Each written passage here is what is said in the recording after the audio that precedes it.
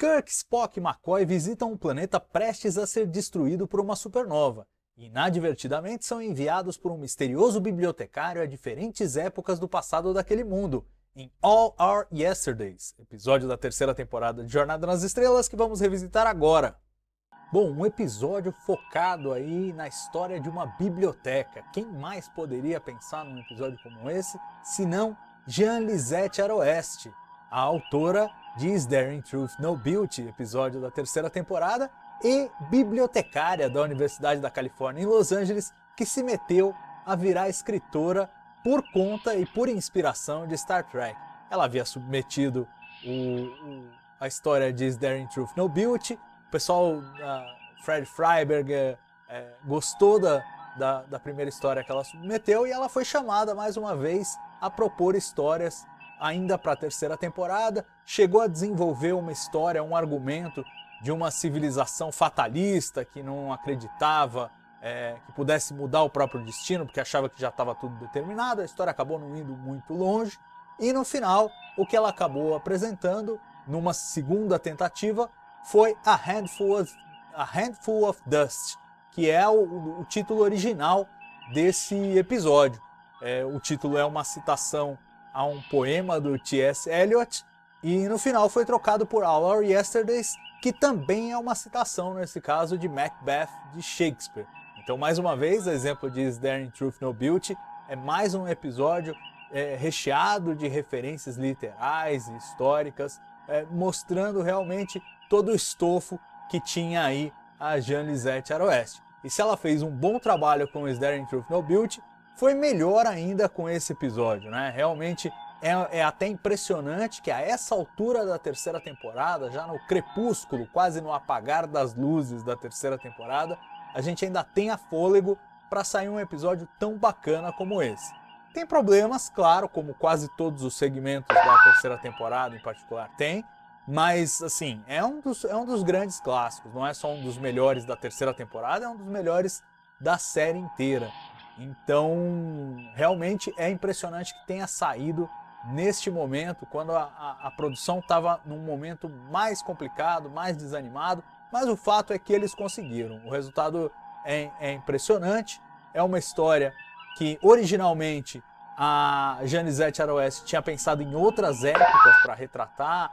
O Kirk ia parar num passado de mercadores navais, já o Spock e o McCoy iam parar num deserto quente, um deserto mais parecido com o Vulcano mesmo, um cenário pós-apocalíptico, não uma coisa gelada, mas acabaram trocando ao longo do desenvolvimento da história, na interação com os produtores, trocaram para a velha Inglaterra, no caso do segmento do Kirk, e no segmento no segmento do Spock e do McCoy, trocaram para uma coisa do estilo Era do Gelo.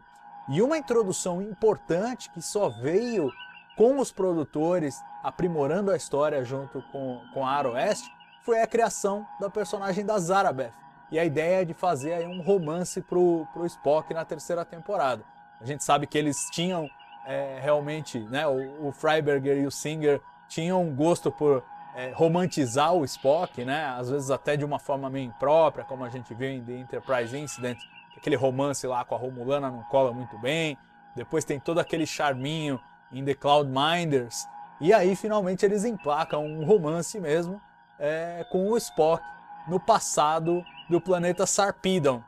E a história funciona bem, né? Tem algum truque aí, né? O Leonard Nimoy reclamou do roteiro de início, falou, mas como é que eu posso ficar apaixonado por essa mulher se os vulcanos suprimem suas emoções, né? O Nimoy já estava de saco cheio dos produtores também e criticando pra caramba, foi lá e reclamou. E aí o Fred Freiberger falou, não, mas veja, a história se passa 5.000 anos atrás, 5.000 anos atrás os vulcanos ainda tinham suas emoções. E o Nimoy comprou, e aí isso foi incorporado à versão final do roteiro para explicar como é que o Spock pode ter emoções nesse episódio. Acho que isso aí tem uma série de consequências muito interessantes para os vulcanos. Você imaginar que de repente esse controle das emoções deles tem um pouco a ver com a telepatia que eles têm entre eles, né? Que ajuda a manter essa essa estabilidade. A gente vê em Sarek, por exemplo, o episódio da Nova Geração, que tem o assistente do Sarek que está ajudando ele a manter as emoções sob controle porque ele está doente. A gente já viu o Spock reagir telepaticamente a vulcanos que foram mortos em The Immunity Syndrome. E aí a gente vê que o Spock parece reverter aos vulcanos de 5.000 anos atrás, talvez porque essa conexão telepática se faça então com os vulcanos de 5.000 anos atrás. Não sei, essa parte é especulativa, mas é interessante ver como essas coisas mais ou menos se alinham e ajudam a explicar um pouco do comportamento do Spock aí nesse episódio, que acaba alimentando ali bem o conflito com o McCoy, numa relação muito interessante. Os dois, quando são bem aproveitados, esses personagens, eles sempre fazem diálogos fantásticos, e nesse episódio em particular, essa foi uma das coisas que funcionaram muito bem. A história originalmente era para ter alguns habitantes aí do gelo, uns trogloditas que iam atacar o pessoal aí, o Spock, o McCoy e tal, mas isso foi cortado do roteiro, pediram para a Aroeste tirar, porque eles já tinham os troglitas em The Cloudminders. Então eles falaram, não, já temos lá, vamos tirar daqui. E realmente não fizeram falta aqui, né? A história flui maravilhosamente bem, sem a necessidade de apelar para esses outros vilões e tal. Só o isolamento deles no gelo e a inclemência do ambiente já funciona como antagonismo para a situação dramática aí do Spock e do McCoy, sem falar no fato de que eles precisam voltar para casa, voltar para a Enterprise e não sabem como voltar para a biblioteca, né? É um episódio que foi aí planejado para ser filmado em 6 dias, acredite se quiser, era o ritmo normal de filmagem, apesar aí do cuidado especial com ele, e ele ganhou muito pela possibilidade de fazer uma filmagenzinha externa, né? Então, se você se lembrar, na 3ª temporada, o único episódio que teve locação foi o The Paradise Syndrome, lá do começo da temporada, aquela história dos indígenas e tal, e do Kirk. Só no final da 3ª temporada eles conseguiram um dia para filmar no pátio externo, né, na cidade cenográfica lá da Paramount, que tinha uma viela de velha Inglaterra lá, e eles filmaram lá. E é engraçado você ver que na sequência do Kirk, que foi filmada nos 2 primeiros dias, só a parte em que ele tenta salvar a mulher lá e é confrontado pelo espadachim e tal, só aquela parte foi filmada na externa. O muro, que depois aparece, que é por onde ele entra na biblioteca e tal, a parte do muro foi filmada em estúdio, né? Assim como, obviamente, a parte também da prisão em que ele fica, né? Então, foram 2 dias para filmar o Kirk lá na velha Inglaterra de Sarpedon, 2 dias para filmar o Spock, o McCoy e a Zarbeth aí na Era do Gelo, né? Na caverna e naquele cenário externo bacana, montado pelo Matt Jeffries, e 2 dias, os últimos 2 dias, para filmar todas as cenas na biblioteca. Esse é um episódio em que a gente não vê em nenhum momento o interior da Enterprise. A gente tem até tomadas externas da Enterprise, mas por dentro a gente nem chega a ver a nave.